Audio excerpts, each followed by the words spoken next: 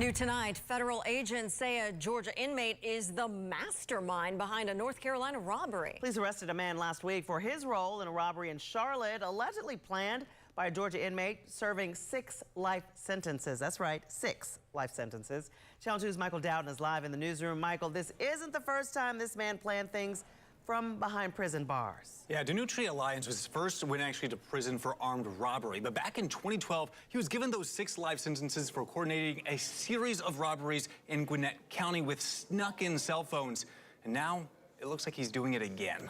Smash and grab. Low risk, high gain. Quick hits, stealing thousands in goods. Get in, get out. And all this allegedly mastermind from a prison cell by this man, Denutri Alliance. The level of sophistication here is unusual compared to what we typically see in the state of Georgia. Channel 2 covered Lyons back in 2012 when police say he orchestrated a series of robberies in Beaufort, Snellville, and South Carolina, all while serving 20 years for armed robbery. He sent text messages on where he wanted these guys to be, where to meet up, what he wanted them to do. Back then, when police questioned him, he was wearing a cell phone watch and was eventually sentenced to 6 life sentences without the chance of parole. Somebody, though, like this, who's serving multiple life sentences, doesn't really have an incentive to behave on the inside. Last summer, authorities say he was at it again as criminals hit a North Carolina jewelry store, making off with more than $500,000 in watches and jewels.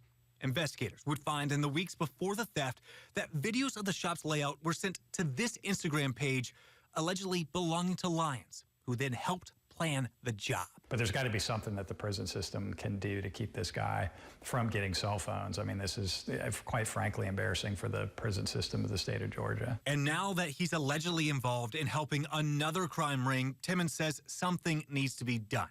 And with the feds involved, maybe sending him to a federal prison may keep him from committing more crimes behind bars. But maybe something like Supermax in Colorado might be able to keep this guy from doing what he's doing.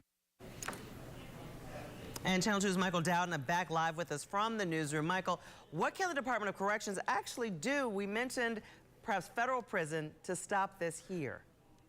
Yeah, we actually reached out to Georgia DOC, but they did not respond to our questions. But Timmons says the main issue here is the incentive for someone smuggling in an illegal cell phone still outweighs the risk. And until that changes to something like more money for guards or stronger punishments, well, the cell phones in prisons may just be hard to stop. Karen? Wow. Michael Dowden live in the newsroom. Thanks so much for that update.